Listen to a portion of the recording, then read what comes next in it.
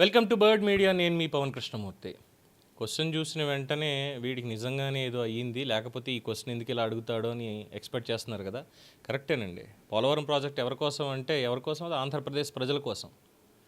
ఆంధ్రప్రదేశ్ రాష్ట్రం మొత్తాన్ని అన్నపూర్ణగా నిలిపేటువంటి ఒక అద్భుతమైనటువంటి ప్రాజెక్ట్ అది. ఎన్నో దశాబ్దాల కలల తర్వాత కొంతమంది దగ్గర మట్టి పనులు చేసుకొని, కొంతమంది దగ్గర కాలువలు మొదలుపెట్టుకొని, కొంతమంది దగ్గరకు వచ్చరికి మళ్ళీ దానికి ఎస్టిమేషన్లు ఇవన్నీ రివైజ్ అయ్యి, వరదలు వచ్చి అన్నొచ్చి మొత్తానికి ఒక రూపొచ్చి దాని మీద వివాదాలు తెచ్చి ఇవన్నీ అయిపోయి మిగిలింది పోలవరం ప్రాజెక్టు. దాని మధ్యలో ఒక 5 ఏళ్ల పాటు నిర్మాణం ఎంత జరిగింది ఏంటి అనేటువంటిది కూడా తెలియనటువంటి పరంగా డయాఫ్రమ్ వాల్ కుంగిపోయి, దెబ్బతిని, గైడ్ బండ్ కుంగిపోయి, అక్కడికి అదేదో టెర్రరిస్ట్ యాక్టివిటీ జరిగేది, లేదంటే మిలిటరీ యాక్టివిటీలు జరిగేది అనేటువంటి విధంగా పబ్లిక్ని ఎవరిని చూడడానికి కూడా, కనీసం విలేకరులను కూడా చూడడానికి కూడా లేకుండా చేసినటువంటిది ఇవన్నీ జరిగాయి. సో అప్పుడెప్పుడో మోడీ గారు అన్నట్టుగా అది ఏటీఎం అయిపోయింది, ఎనీ టైం మనీ అయిపోయింది, లేదంటే ఎనీ టైం వాటర్ అని చంద్రబాబు నాయుడు గారు అన్నట్టుగా, లేదంటే పోలవరం అనేది డాక్టర్ వైఎస్ రాజశేఖర రెడ్డి గారు, కళాం జగన్మోహన్ రెడ్డి గారు అన్నట్టుగా ఎవరు వచ్చినా ఏం చెప్పినా ఎంత అన్నప్పటికీ కూడా ఇది ప్రజల కోసమేనా అంటే I'm sorry to say this, ఇది ప్రజల కోసం కనిపించడం లేదు. పోలవరం ప్రాజెక్ట్ అనేది నిజంగా ప్రజల కోసమా అంటే పోలవరం ప్రజల కోసం కాదు అనేటువంటి విధంగానే ఉంది అనేది మాత్రం చెప్పుకోవాలి. ఇక్కడ ఎవరిని నేను సమర్థించడం లేదు, నేను ప్రజల తరఫున మాట్లాడుతున్నా ఈ పర్టికులర్ పాయింట్లో. ప్రభుత్వమా, ప్రతిపక్షమా, ఇంకో పార్టీ అనేటువంటిది కూడా లేదు. ఇక్కడ చాలా స్పష్టంగా అడిగేటువంటిది ఒక్కటే ప్రశ్న: ఈ పోలవరం ప్రాజెక్ట్ ఎవరి కోసం? దానికి సమాధానం, ఈ పోలవరం ప్రాజెక్టు భారతీయ జనతా పార్టీ కోసం, భారతీయ రాష్ట్ర సమితి కోసం, కాంగ్రెస్ పార్టీ కోసం, టీడీపీ కోసం, వైఎస్ఆర్సీపీ కోసం, జనసేన కోసం, ఇంకా ఏమైనా ఉంటే వాళ్ళ కోసం, అలాగే మేఘా ఇంజనీరింగ్ అనేటువంటి కంపెనీ కాంట్రాక్టుల కోసం, వీళ్ళ కోసమే. ఎందుకు ఈ మాట అంటారా? ఒక్కసారి ఈ వివరాలు మీరు చూడండి ఆన్ స్క్రీన్. మేఘా ఇంజనీరింగ్ అంటే MEIL వాళ్ళు ఎలక్టరోల్ బాండ్స్ ఇచ్చినటువంటి వివరాలు చూస్తే ఏ పార్టీకి ఎంతంత ఇచ్చారు? కేంద్రంలో ఉన్నటువంటి భారతీయ జనతా పార్టీకి అక్షరాల 669 కోట్ల రూపాయలు ఎలక్టరోల్ బాండ్స్ రూపంలో వారు పేమెంట్ చేయడం జరిగింది. తదుపరి తెలంగాణలో ఉన్నటువంటి భారత రాష్ట్ర సమితి అంటే కాళేశ్వరం ప్రాజెక్టు కూడా వీళ్ళకి ఇచ్చారు కాబట్టి దాంట్లో భాగంగా 201 కోట్ల రూపాయలు బీఆర్ఎస్ పార్టీకి ఇవ్వడం జరిగింది. ఇక అధికారంలో లేకపోయినా అదొక పెద్ద జాతీయ పార్టీ, వాళ్ళ నుంచి ఎటువంటి ముప్పు రాకూడదు అనేటువంటి ఒక ఉద్దేశంతో కాంగ్రెస్ పార్టీకి 158 కోట్ల రూపాయలు ఇవ్వడం జరిగింది.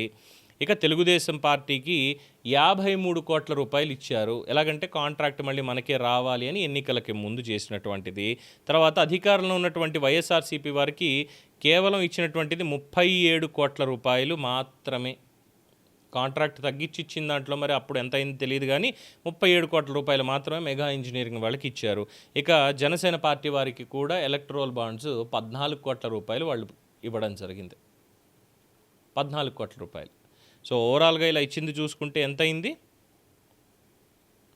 ఇది ఒక 600, 2, 8, 9, దాదాపుగా ఒక 1100 కోట్ల రూపాయలు, 1100 కోట్ల రూపాయలు పార్టీలకి విరాళాల కింద ఎలక్టరోల్ బాండ్స్ రూపంలో మేఘా ఇంజనీరింగ్ కంపెనీ వాళ్ళు పేమెంట్ అనేది చెయ్యడం జరిగింది.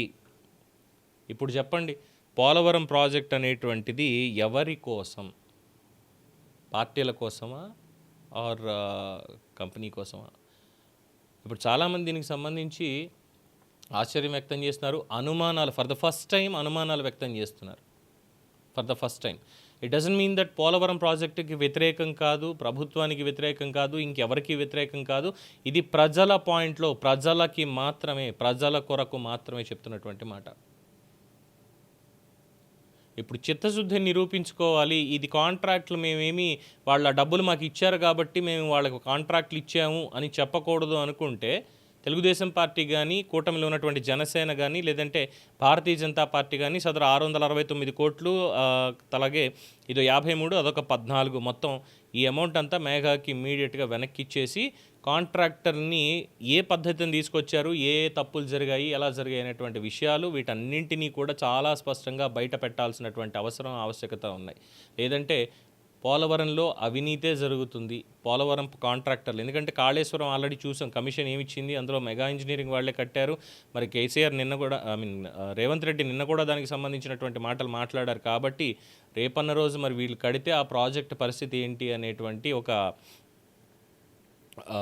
అనుమానం అనేది ప్రజల్లో కలుగుతోంది.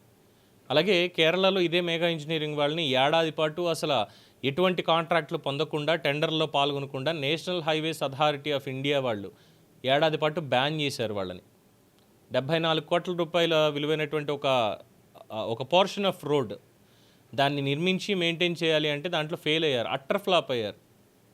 మరి అలాంటి కంపెనీకి ఇంత బహుళార్థ సాధక ప్రాజెక్టు ఆంధ్రప్రదేశ్కి అన్నపూర్ణ ఆ ట్యాగ్ని ఇవ్వాలి అంటే ఉత్తరాంధ్ర నుంచి మొత్తం అంత రాయలసీమ వరకు కూడా నీటిని ఇవ్వాలి, సస్యశ్యామలం చేయాలి అంటే ఈ పోలవరం ప్రాజెక్టు చాలా మెయిన్ అని 2014 నుంచి 19 వరకు చంద్రబాబు నాయుడు గారు ప్రతిరోజు సోమవారాన్ని పోలవరం కింద మార్చి చేసినటువంటి యజ్ఞం చూసాం. ఆ తర్వాత జగన్మోహన్ రెడ్డి గారు వచ్చారు. వచ్చిన తర్వాత న్యాయ సమీక్షని ఇంకోటిని నవయుగ వాళ్ళని అప్పటి వరకు చేస్తున్నటువంటి వాడిని ఇమ్మీడియట్గా పనులు ఆపించేసి ఎక్కడికక్కడ ఆ తర్వాత ఏడాదికో 6 నెలలకు మెగా ఇంజనీరింగ్ వాళ్ళకి కాంట్రాక్ట్ ఇచ్చారు. తీరా ఎన్నికలు అయిపోయే మూమెంట్కి వచ్చేసరికి అనిల్ కుమార్ యాదవ్ గారు ఒక మినిస్టర్గా పనిచేశారు. తర్వాత అంబటి రాంబాబు గారు ఇంకోసారి మినిస్టర్గా పనిచేశారు. ఆయనేమో బుల్లెట్ దిగిందా లేదా అంటూ అసెంబ్లీలోని మండలిలో మాట్లాడి 2020, 2021, 2022, 23 పూర్తి చేస్తామన్నారు. ఈ మధ్యకాలంలోనే అంబటి రాంబాబు వచ్చేసి అసలు డయాఫ్రామ్ వాల్ అంటే ఏంటి, మిగతా ఏంటి, అసలు నాకెందుకు తెలియడం, ఇంజనీరింగ్లు చదివిన వాళ్ళు ఉన్నారు, వాళ్ళు చూసుకుంటారు కదా అంటూ ఆయన మాట్లాడారు.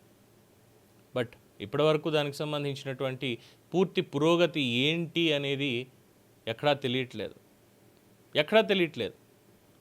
కానీ ఇక్కడ వీళ్ళ కాంట్రాక్ట్లు ఇచ్చినటువంటి తీరు చూస్తున్నప్పుడు మాత్రం వాళ్ళనే కొనసాగించండి అంటే భారతీయ జనతా పార్టీకి 669 కోట్లు ఇచ్చారు కాబట్టి మీరు మెగా ఇంజనీరింగ్ అందులోంచి తీయడానికి వీల్లేదు, వేరే వాళ్ళకి ఇవ్వడానికి వీల్లేదు, వాళ్ళనే కంటిన్యూ చేయండి, లేదంటే పని మొత్తం ఇది అయిపోతుంది అని కేంద్రం చెప్తే చంద్రబాబు నాయుడు గారు అదే మాట అన్నారు. కేంద్రం కాంట్రాక్టర్లు ఎవరిని మార్చొద్దండి, అది కక్షపూరితం అవుతుంది, మనం ఆ పని చేయొద్దని చెప్పారు కాబట్టి ఉన్న వాళ్ళనే కంటిన్యూ చేస్తున్నాం అని చెప్పేశారు. కాబట్టి ఇగో ఇవి ఇందులో అసలు ఉన్నటువంటి పాయింట్లు అని అనుకోవాలి.